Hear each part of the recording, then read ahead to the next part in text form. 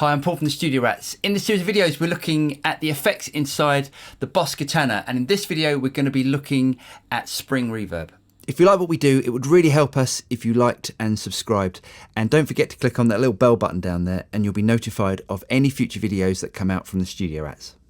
So what is a spring reverb? Well, a spring reverb is a reverb tank that they put in certain amplifiers.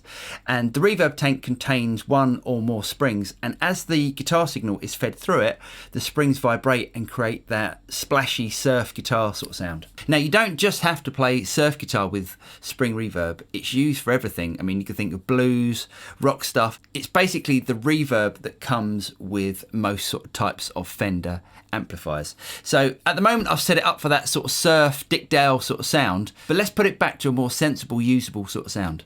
The Boss Katana has a really good spring reverb, and you can tell it's a really good emulation by the watery sort of sound, the drippy sort of sound that you get. If I just tap the strings at the back of the pickups, it almost sounds like water sort of dripping on a tiled floor. So let's take it back to a more sensible sound. So let's bring the effect level back to about 60.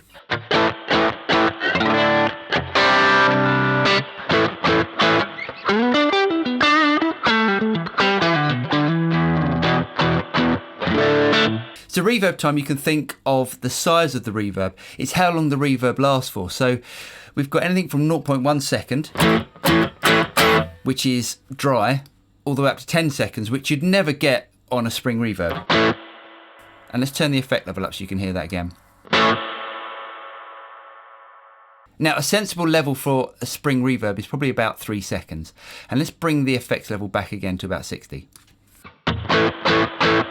Now, as in the other reverb videos that I've done, I've explained pre-delay. Now, pre-delay is the amount of dry signal that comes through before the effect. So if I turn my pre-delay up full to 500 milliseconds,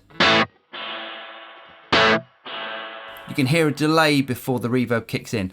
Now, although there are certain reverbs you can adjust the pre-delay, I would tend to have the pre-delay on 0, as it would sound like a more natural spring reverb sound. The low cut is the amount of low frequency that you want to cut out of the reverb. Now, if you think about a spring reverb, they're not a hi-fi reverb unit. It's a very mid-rangey sort of sound. So you don't want it anything below 400 hertz, and you really don't want it anything above 4 kilohertz. So if you want a really natural sounding spring reverb, I wouldn't take it above 4 kilohertz. Density is the amount of density in the sound. Let's turn it up to 10. You can see it gets brighter if I bring it back to 0. So let's have that around about sort of 7.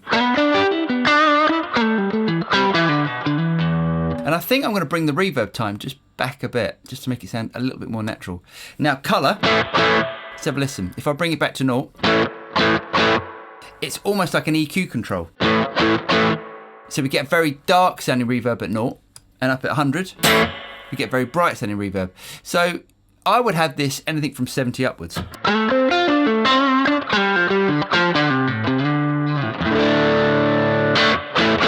Effects level is the amount of reverb you want in your signal. So if I bring it back to 0, we get a dry signal. If I bring it up to 100, we get a load of reverb. So let's just bring that back to about sort of 60, as I've been doing.